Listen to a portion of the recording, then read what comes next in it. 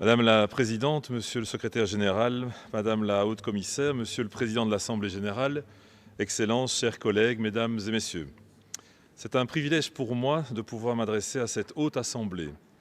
En cette année symbolique de Pékin +25, je suis particulièrement heureux de pouvoir saluer une femme à la tête de ce Conseil et une femme en tant que Haut-Commissaire. Tout en m'alignant pleinement sur la déclaration de l'Union européenne, je souhaiterais vous faire part des priorités du gouvernement belge et de quelques réflexions sur les défis auxquels nous faisons face aujourd'hui en matière des droits de l'homme. La Belgique s'est traditionnellement engagée à veiller à la cohérence entre son action internationale et le respect des droits de l'homme à l'intérieur de ses frontières.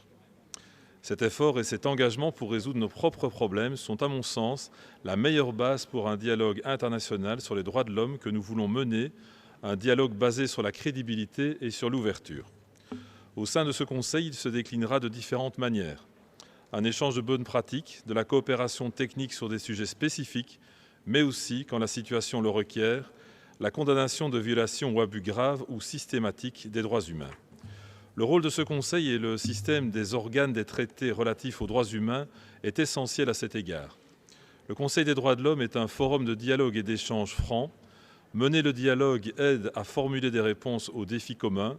Cesser ce dialogue n'apporte aucune solution. C'est un dialogue auquel nous continuons à contribuer de manière substantielle. En premier lieu, le partage d'expériences et la coopération entre pairs. Également par la présentation de nos rapports aux organes des traités. L'année dernière, mon pays a mené des dialogues constructifs avec 2 comités. Cette année, une collaboration est prévue avec 5 comités, dont 3 dialogues constructifs, ainsi que 2 rapports périodiques. Mon pays soutient activement le mécanisme de l'examen périodique universel du Conseil. Il est important qu'un regard impartial extérieur analyse régulièrement nos politiques au regard des fondamentaux universels que sont l'état de droit et les droits de l'homme. La Belgique passera son 3e cycle DPU en début 2021. À cet effet, nous avons invité la société civile à une table ronde sur la mise en œuvre des recommandations acceptées lors du 2e cycle. Les procédures spéciales continuent à revêtir pour mon pays une importance primordiale. Il est impératif de garantir leur indépendance et de faciliter la possibilité pour eux d'effectuer des visites sur place. Mon pays a adressé une invitation permanente aux procédures spéciales et j'encourage ceux qui ne l'ont pas encore fait de faire de même. La Belgique continue à attacher une importance particulière au fonctionnement des organes des traités et réaffirme son soutien ferme au processus de renforcement des organes des traités afin de les moderniser tout en préservant son intégrité et l'indépendance de ces organes. Madame la Présidente, ces engagements constituent également notre boussole pour naviguer sur la scène internationale. Le monde aujourd'hui est confronté à des défis complexes. Nous connaissons certains d'entre eux depuis longtemps, la violence basée sur le genre, la discrimination sur base de l'orientation sexuelle ou la religion, l'injustice de toutes sortes. À l'aube du 20e anniversaire de la conférence sur le racisme, la discrimination raciale, la xénophobie et l'intolérance qui y sont associées nous mettent au défi. Il ne peut y avoir de complaisance avec ces phénomènes. La Belgique est déterminée à continuer de lutter sans relâche contre toutes les formes de discrimination, de racisme et de xénophobie. Une conférence interministérielle relative à la lutte contre le racisme a été créée. Cette conférence contribuera au développement d'un plan d'action national contre le racisme.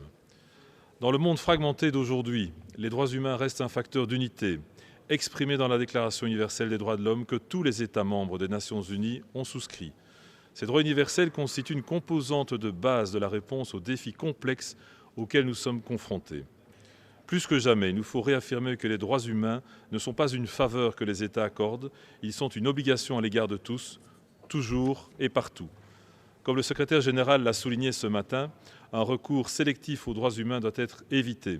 De plus, ni la souveraineté nationale, ni les intérêts de la sécurité nationale ne peuvent être pris pour prétexte pour violer les droits humains. La Belgique soutient pleinement l'exhortation du secrétaire général.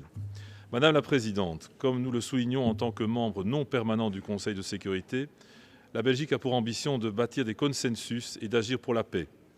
Nous sommes tous conscients que les violations des droits de l'homme sont l'une des causes profondes des conflits.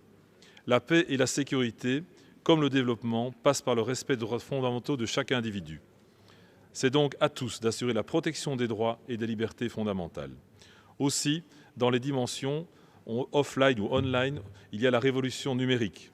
aussi les défis liés au changement climatique, aussi dans la lutte contre le fléau, contre le terrorisme. Une des plus importantes priorités pour la Belgique est la poursuite de nos efforts en vue de l'abolition universelle de la peine de mort. Mon pays se réjouit que de nouveaux pays aient décidé cette année de modifier cette législation en ce sens. Certains pays continuent cependant à appliquer sans aucune retenue et sans égard pour les standards minimaux internationalement reconnus en la matière. Je pense notamment aux condamnés mineurs d'âge ou aux droits des enfants de personnes exécutées. Nous espérons que nos efforts et le renforcement du dialogue permettront certains progrès, notamment concernant l'application de la peine de mort pour des délits de drogue. Mon pays a accueilli en 2019 le 7e congrès mondial contre la peine de mort, ce qui démontre notre détermination à continuer à nous engager sans relâche pour l'abolition universelle de la peine de mort. Madame la Présidente, je l'ai déjà mentionné, la Belgique siège actuellement au Conseil de sécurité comme membre non permanent.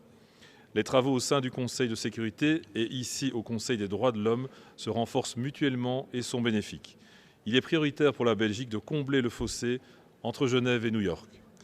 Lors du débat de la justice transitionnelle, que j'ai présidé le 13 février dernier au Conseil de sécurité, cette complémentarité était visible grâce à la participation inspirante et impliquée de la haute commissaire.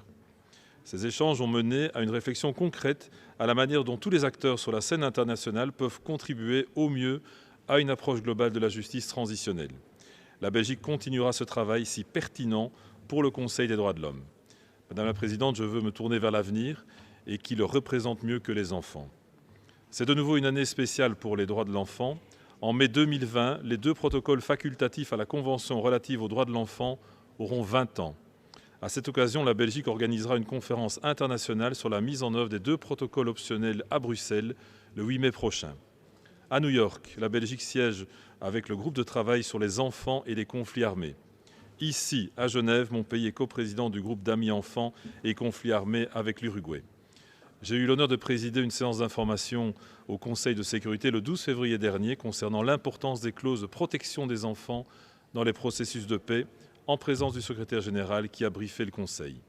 Ces mots méritent d'être répétés ici. Je cite : « Il est de notre devoir fondamental, en tant que dirigeants, de faire tout ce qui est en notre pouvoir pour protéger les enfants, notre avenir, du chaos et de la folie des guerres qui n'ont rien à voir avec eux. » Madame la Présidente, le Conseil et ses instruments sont fortement soutenus par mon pays.